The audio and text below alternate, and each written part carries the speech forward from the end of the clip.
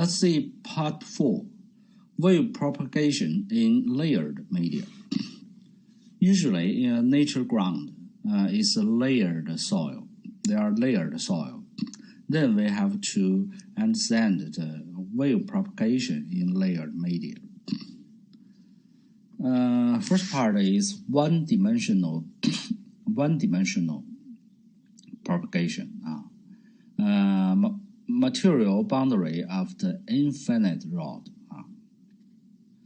Consider a simple harmonic stress wave propagating along the x direction of the constraint bar to reach the interface between the two materials. Here, this is the bar. This is the interface between two materials. I saw in the figure below. Since the wave propagates towards the interface, here, it's called incident waves. Since it propagates in the material, its wavelength will be L1 equal to 2 pi over K1. So it can be written by sigma LT equal to sigma I times E powered by I omega T minus K1x. The rest of the energy will be reflected at the interface and propagated back in the inverse x direction in material 1, which is called reflected wave. The transmitted wave and the reflected waves are respectively.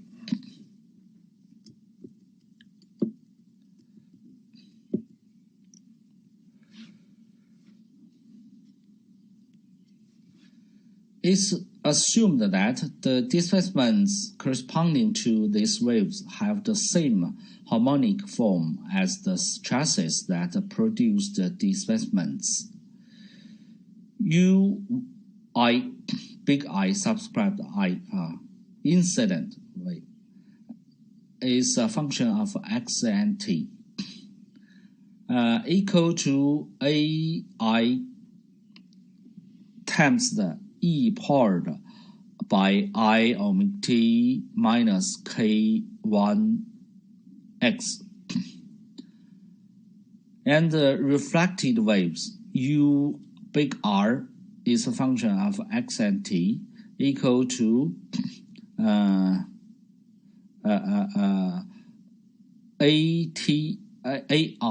AR times I powered by I times omega t plus K1x. Plus means inverse x direction, and minus means the x direction. Now let's see the transmitted waves. U big T is equal to AT times the E powered by I times the omega T minus KIX. The stress-strain relationship and the strain displacement relationships can be used to connect the stress amplitude and the displacement amplitude. Then sigma I equal to negative M1 times dux dx. We submit into it. Is just equal to IK1 here, K1 here, K1. IK1 M1 and AI times the E powered by I times the omega T minus K1x. And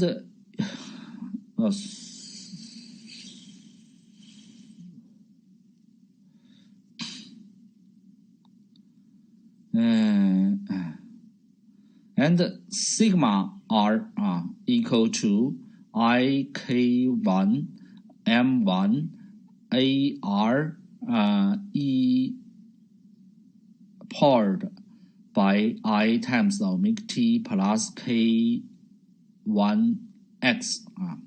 This is sigma. Sigma t equal to ik2 because 2 subscript 2 means in material 2. K2 m2 at times the e powered by I times omega t minus k2x. Therefore, the stress amplitude can be expressed by the displacement amplitude here. Because these harmonic terms and others is just the amplitude. Sigma I, small I subscript means the amplitude equal to ik1 m1 ai. Sigma small r equal to negative I k1 m1 ar. Sigma t small t equal to I k2 m2 at. At the interface, the conditions of the displacement compatibility and the stress continuity must be satisfied. Among them, the displacement coordination conditions are required. In the interface, ui plus ur equal to ut. Here, the coordinate xo equal to 0. The stress continuity conditions is sigma I plus sigma r equal to sigma t, x equal to 0. By substituting the equation 3.96 to 9101 and 1 into the above two equations, we obtained a small I, this is amplitude, a small ai plus ar equal to at.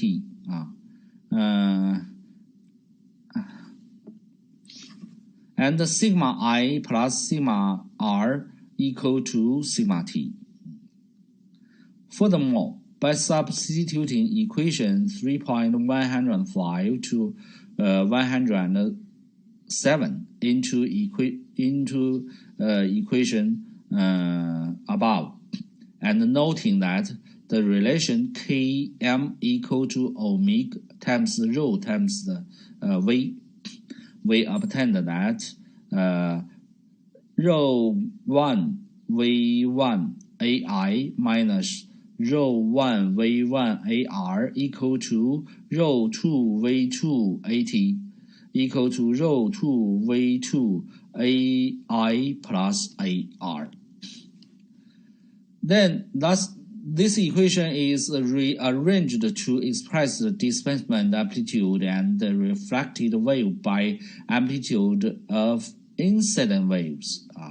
Here, AR equal to rho 1 V1 minus rho 2 V2 over rho 1 V1 plus rho 2 V2 times the AI. Given AI and AR, equation 3.110 can be used to determine the AT. AT equal to 2 rho 1 V1 over rho 1 V1 plus rho 2 V2 times the A1. And also equal to 2 over 1 plus rho 2 V2 over rho 1 V1 times the AI. Now we can use AI to calculate AT. It is known that products of density and wave products density and wave propagation velocity is the specific impedance of the material. Specific impedance of material. Equations The last two equations show that the energy distribution at the interface depends only on the ratio of the specific impedance of the materials on both sides of the interface. This is alpha, ratio is alpha, rho 2 V2 over rho 1 V1. Then the displacement amplitude of reflected and transmitted waves are AR equal to 1 minus alpha over 1 plus alpha times the AI, and AT equal to 2 over 1 plus alpha AI. Now we already get the AR and AT. After analyzing the influence of the interface on displacement amplitude and the reflected and transmitted waves, the influence of interface on stress amplitude can be further studied. From the formula 105 and 107, and we can get AI equal to sigma I over IK1 M1, AR equal to sigma R over IK1 M1, AT equal to sigma T over IK2 M2. By substituting these three equations to the formula 116 and 117, and after finishing, the formula is obtained that here we get sigma R equal to alpha minus 1 over 1 plus alpha sigma I. This is sigma R. Sigma T equal to 2 alpha over 1 plus alpha times the sigma I. Two special cases of alpha equal to 0 and alpha tend to infinite. First, when alpha equal to 0, the incident wave enter the free end.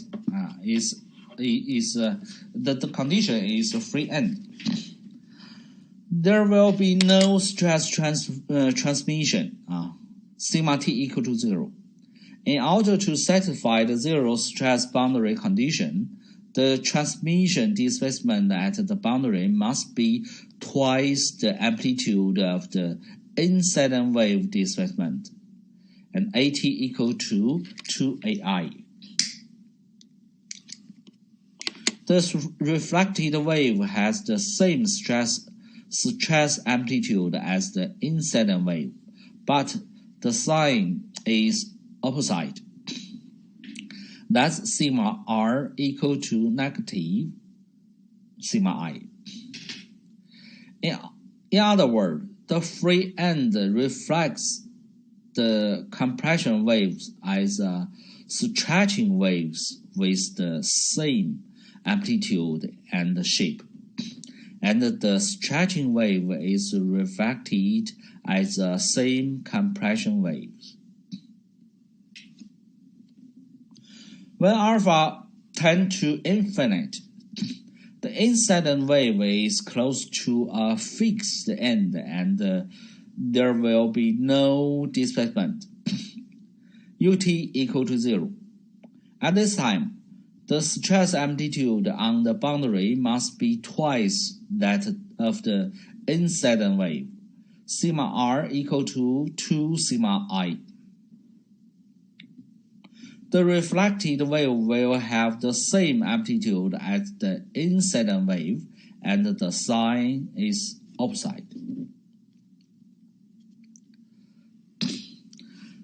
The boundary with impedance ratio of 1 can be regarded as the boundary between two identical infinite jaws. As shown in the following figure. An infinite harmonic wave propagating along the positive x direction exerts an axial force in the boundary. F equal to sigma x times the cross-section area A. That's equal to rho times the Vm times the A and the U. This axial force is the same as that when the infinite rows on the right side of the boundary is replaced by a damper with a damping coefficient of C equal to rho Vma. Here, we replace by a damper, and the coefficient of this damper we can derive that is equal to rho Vma. Then, according to this derivation, we can know how to apply the energy propagation boundaries in dynamic simulation. Now part 2.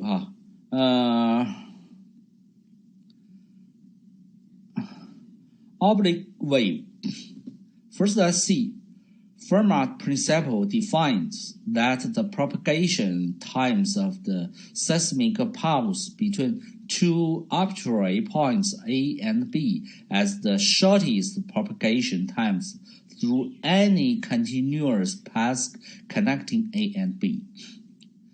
The path that produces the shortest time of arrival is called repath. Yes, this is a repath. And its direction is usually represented by a vector called re. Wavefront is defined as a surface with equal propagation times. Therefore, for isotropic material, the repath must be orthogonal to the wavefront, as shown in the figure. Wavefront intersect with repath at a right angle.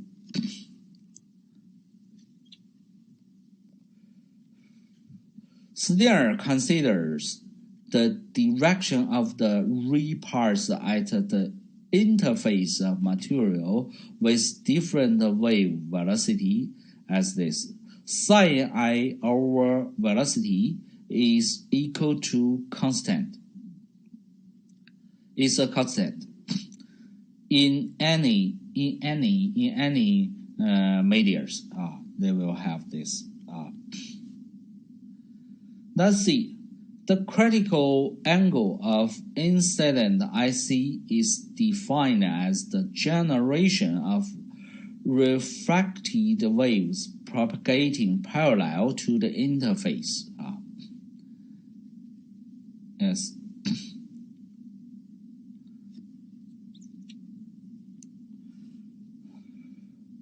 The concept of critical refraction is often used to explain the seismic refraction experiments. Now let's also see the products of the different incident waves. For incident P waves, it will have refracted SV waves and P waves, and have the refracted P waves and S waves. For incident S waves, it will have refracted P waves and S waves, and have a refracted S waves and P waves. For incident SH waves, there's only refracted SH waves and refracted SH waves.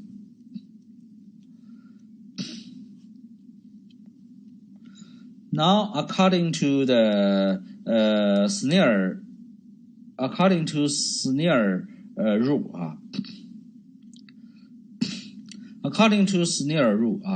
larger waves will have larger angle. And larger waves means a larger velocity. Larger velocity will have a larger waves. Larger velocity means harder material. And here,